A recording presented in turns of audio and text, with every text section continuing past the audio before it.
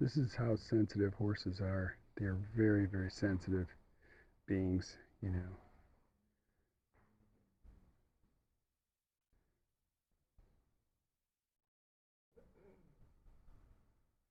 And watch her muzzle, like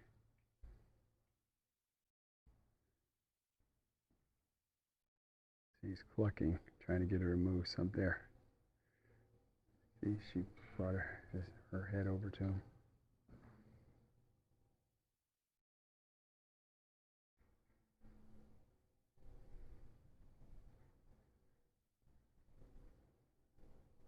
I'm listening over my shoulder. I hear a horse snoring in the stall. Come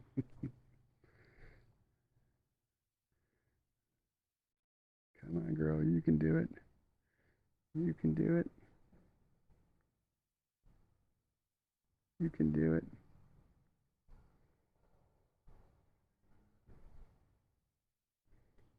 Come on.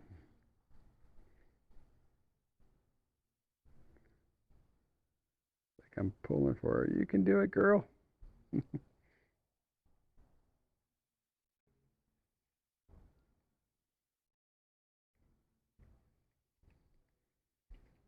going to get her to move a little bit.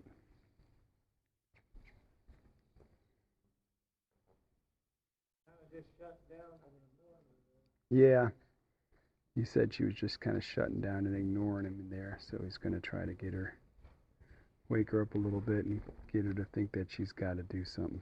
This is what I was saying, like, hey, Sass. Um, she was probably kind of shut down when I got her a little bit.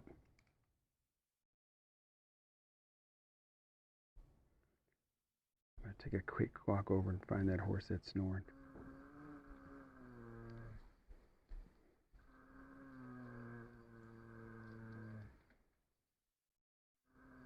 Snoring in the sun.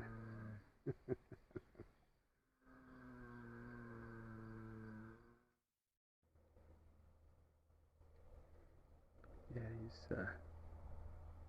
I went over there to check on that horse that was snoring and wanted to get a video of it.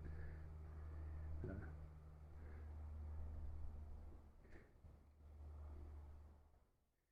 kind of trying to show her what he's trying to do here.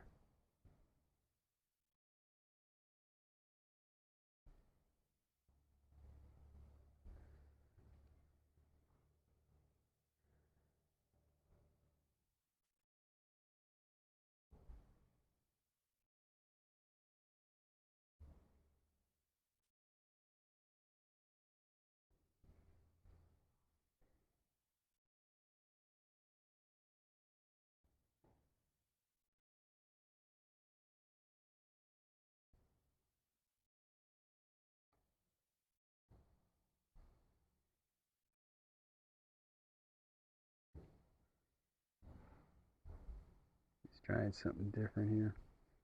It gives it some time, and he's now making a connection. He'll try something a little different here. So here he's put the rope around her neck a little bit. It's kind of like guiding her head over, helping her to see, like, what's the answer, I don't think she knows what the answer is yet.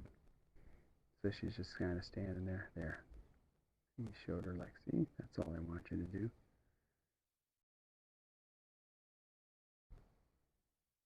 So you kind of got to ping pong back and forth a little bit. If you're trying something, you got to give it a little bit of time to see if it's going to work. And then if you determine this, I got to try a different tactic. This is not working. And you try something else. And what you're trying to do is set it up so the horse succeeds.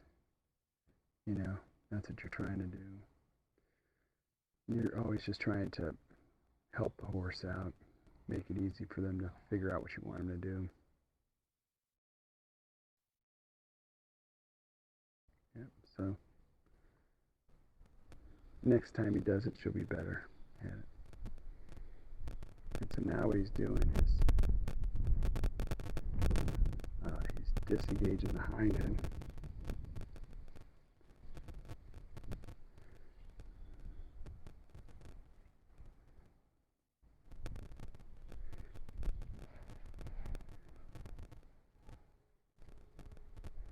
And the other day, yesterday, when I was doing this with her, initially, I want to see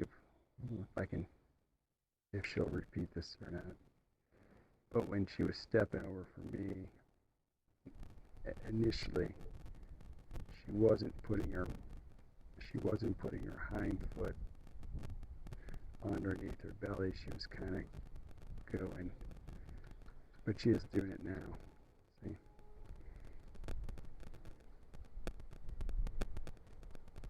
So she's stepping her, like her left foot is stepping, her left rear is stepping underneath her body.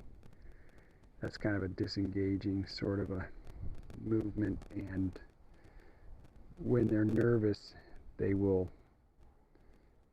not step under like that, not cross their back feet. They keep them like ready to go, ready to take off. Let me pause. We're going to saddle her up. When we go behind the horses, we try to keep our hand on their butt. That lets them, so they don't forget that you're back there. You don't want them to, be daydreaming and all of a sudden they catch you out of the corner of their eye and there's a strange, in their minds, object behind them because they can kick. So you put your hand, just get in the habit when you walk behind them. You walk kind of close to them, you keep your hand on their rear end. So we brush them off like this and get them ready for the saddle blanket. You want to make sure there's no burrs or anything like like a pricker or dirt or something, because that can, that could be like a pebble in your shoe kind of thing. You can get a horse to act out.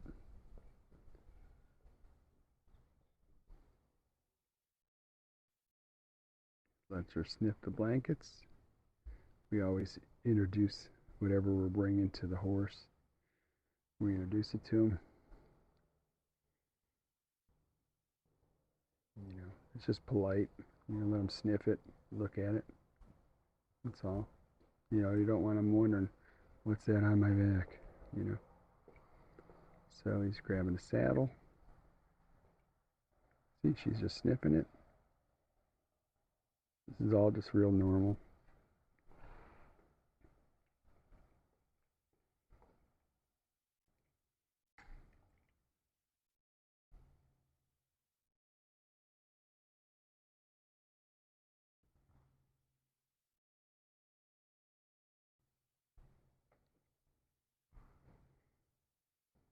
Yep.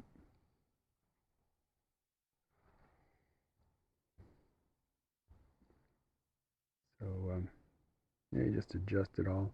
Now if you'll watch, see how he's tucking that, he's getting that blanket up up away from her withers.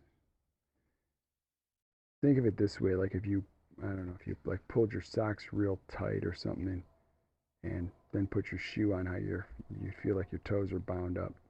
You don't want that on them, so you'll pull a pocket underneath the front of that, the saddle there, and with the saddle pad, so that they have some where to move, so they don't feel like they're bound up. And this is what we do. Like you'll watch, he does not cinch him in half. What we do is we just put it on tight enough the first time that it keeps it from falling off and rolling underneath him. And so then he'll go back and he tightens it again, and he'll do this 3 to 4 times. You don't want to do it all in one time. That's a good way to get a horse cinchy, they call it, where they're very apprehensive about having the saddle put on and everything. So just take your time.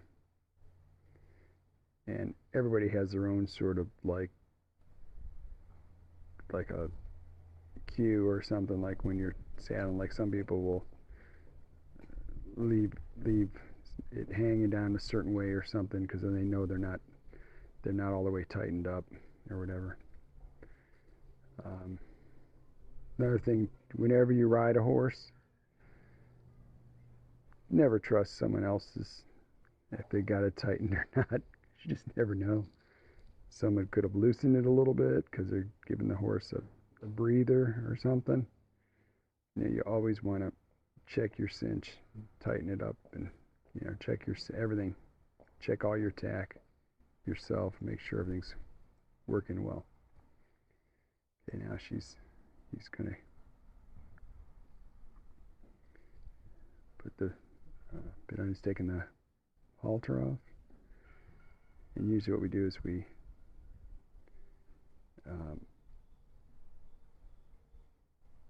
will so he'll kind of hold it up there and adjust it like a little bit to get a good feel for it, and then he tries to wait too and see if get kind of buy-in from the horse. See, so she takes the bit really nice anyway. But see, I was just patient with her. He doesn't just like manhandle her. You want to, everything you got to do is you got to think. You just got to take the horse in mind, you know. And you see how she's not worried about this right now, so that's all good. And then what he'll do is he'll undo that once he gets this on. So he's just looking it over, adjusting everything. Now in the Western riding that we do, we I've heard other people, they have a wrinkle or two in the corner of the mouth, and we try to just have it just touching, just enough. That's it, because we want the horse to pack the bit himself and pick it up, and they kind of hold it, kind of like picture you like you have a pencil in your mouth or a pen in your mouth, and you're holding it with your tongue against your teeth, and you can rotate that pencil, and you can feel all sorts of stuff with your tongue. That's how it is with them. So we don't want to have, if you have constant pressure on anything, that is going to be something that gets ignored. So you might as well have it to where there's a point where there's no pressure. And so this is where this kind of riding is very different than English. They maintain contact. It's a different discipline. I don't understand that, why they do that like that, to be honest, but I just know they do. See, so that's his third time, I think, tightening it up. Maybe his fourth. And Eric is like, he's wiry. I think he's 115 pounds. I think he told me. So.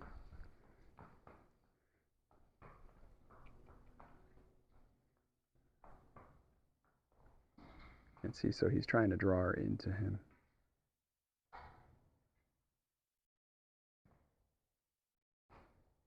And like I said, this is a typical training session for us with our horses. Sometimes you get ones that are quite worried and a little bothered, but usually it's just 10 or 15 minutes, and they kind of get with the program and realize that we're fair and reasonable, and they calm right down. So now he'll smack around the saddle a little bit, see how she reacts to that. So this is like kind of like a pre-flight check. Now that is disengaging the hind end. So that right there is an important thing to be able to do with your horse. That's kind of like popping in the clutch on a car, or putting a car in neutral. It disengages the motor. And so now he's just seeing, what's she do when I do this? He's trying to get inside her mind a little bit, There, now she walked off, so he's going to stop her. And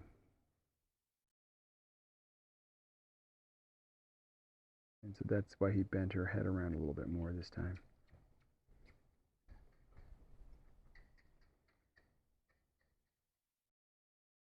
And so he's disengaging her like that. So it's kind of like, okay, you want to move? Let's move. Let's hustle. And the horse will be like, no, I don't want to hustle. And so if every time they walk off, you hustle them like that, they go, whenever I walk off, I just get hustled. See, so he's gonna stop her and probably hustle her again. Yeah.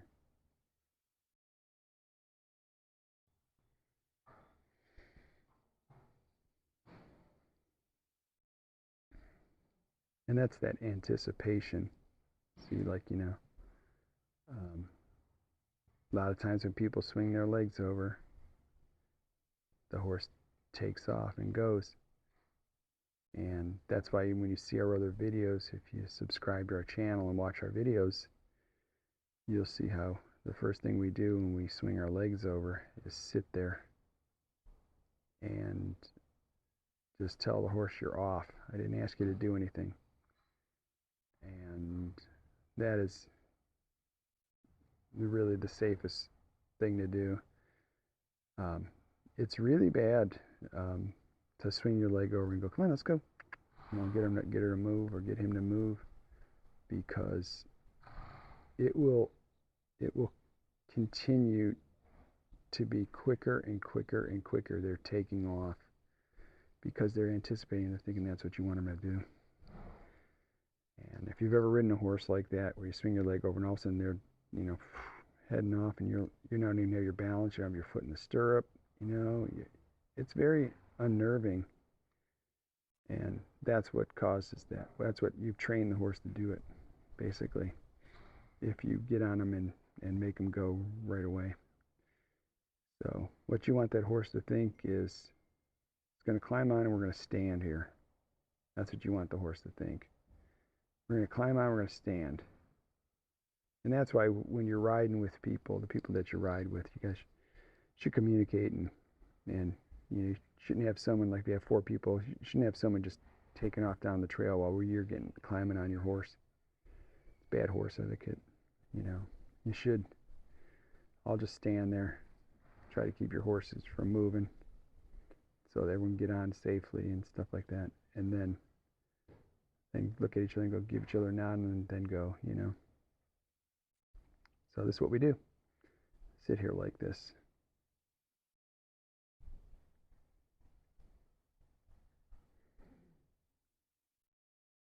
And it's not really exciting, but it's very, very good. Let's see, so he just picked up the rein and saw if she would flex. See how light he is with that. And so now see how he put his hand in front a little bit, and he's giving her the clucking noise sound to move, and so she's moved off.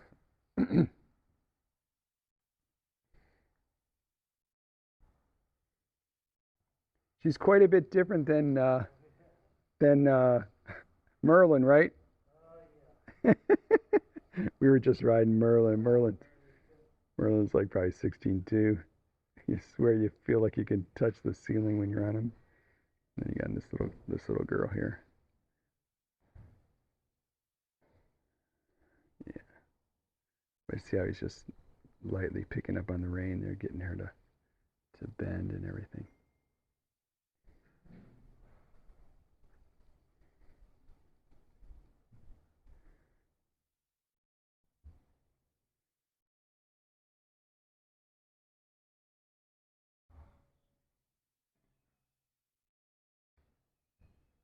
Yeah.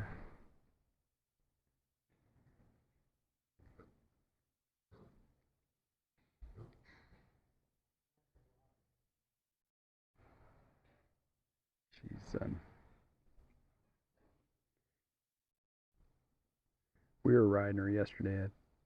I mean, literally for a minute, and just riding her in the rope halter.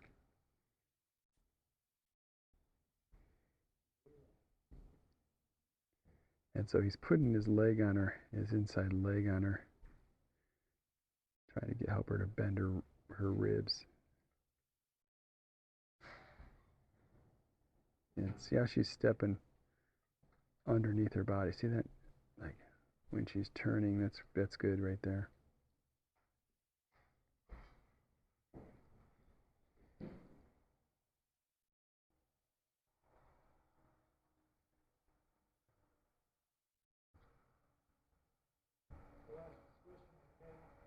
Yeah, she was doing that a lot with me. Now she's not.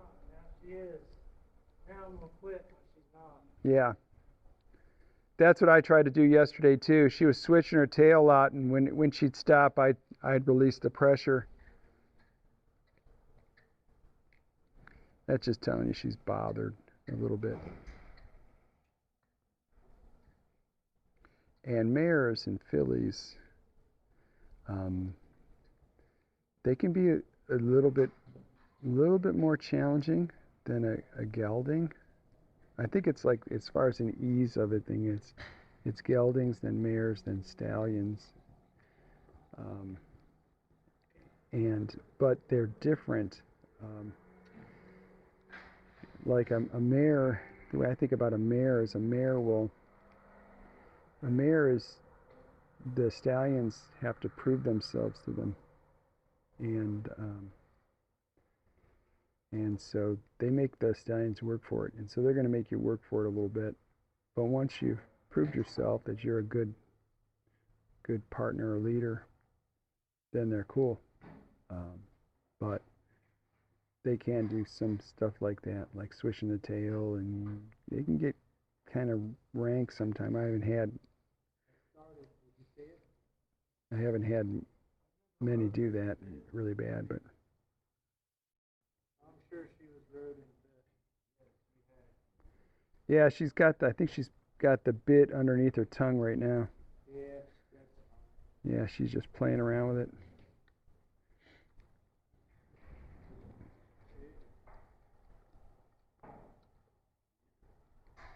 that was an extra step. Pretty cool.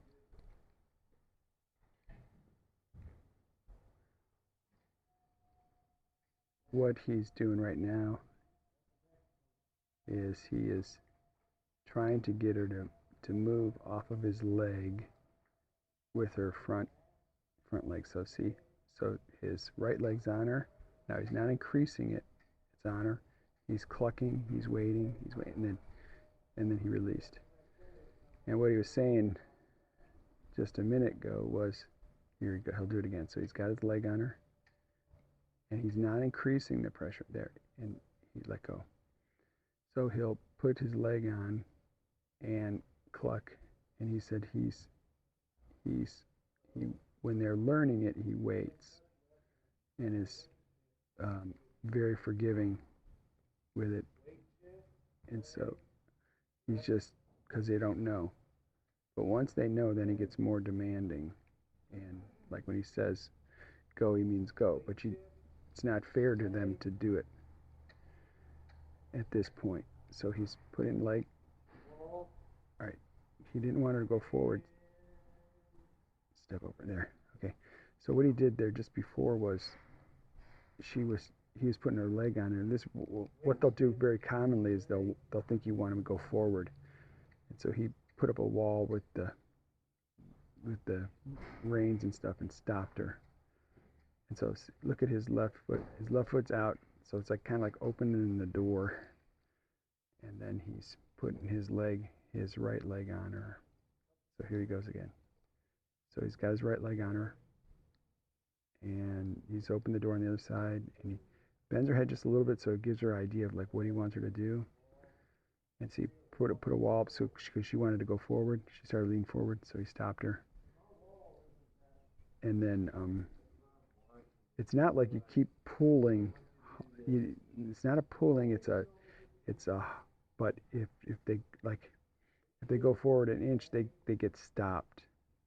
They can't go forward 2 inches. So he's creating a wall,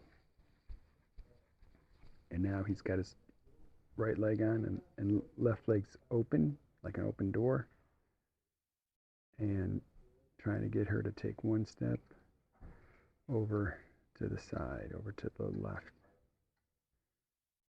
And there. And see how he released. Now he said he's going to try the other side here. And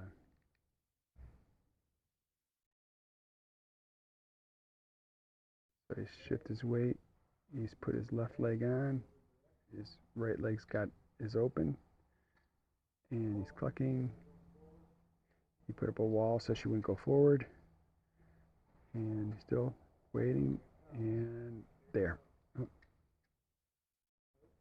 He's trying to see, she's still moving her back end, so he doesn't want her to move her back end. So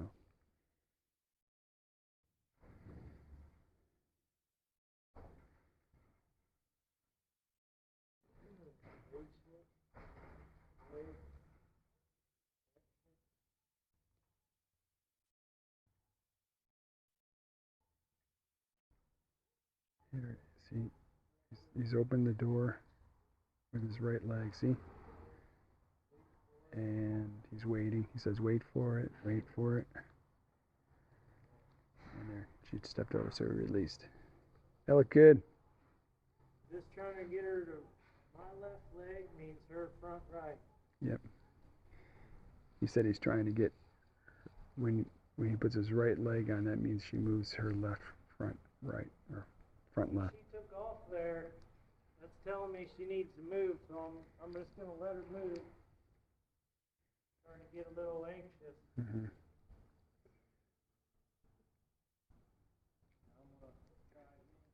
So he said he just let her move a little bit because she was getting anxious. Here we go.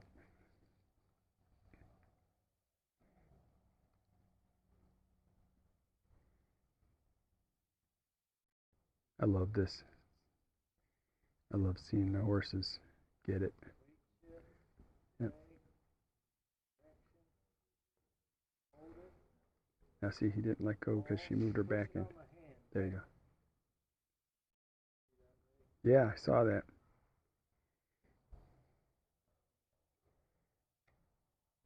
Well, I could tell she was going to go forward. My leg is still on, the left leg.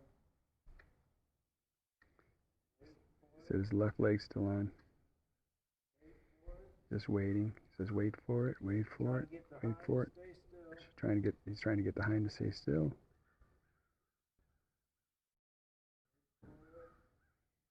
See, because if he would have released it in those times, she would have thought that it meant to move her hind end.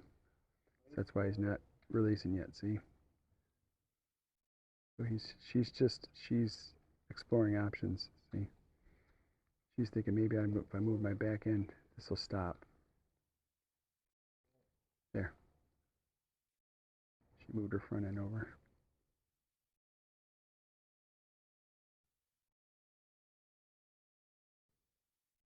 So now he's going to try it here.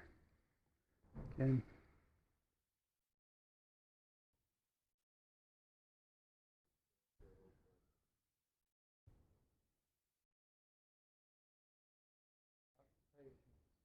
He said lots of patience. Yep.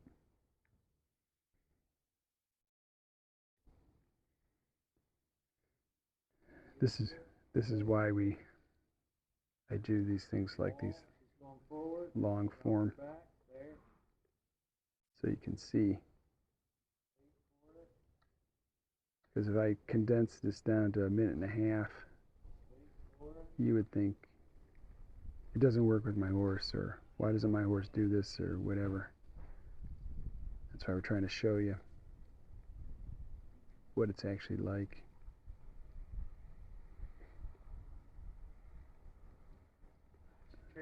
Yeah, I saw she moved her back feet right at the last minute.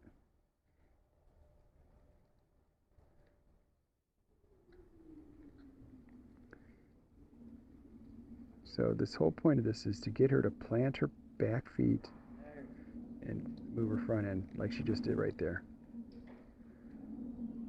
You want to be able to move their front end independently and they're backing independently, and then side pass. Those are some of the things you want to be able to do. So parts of the foundation.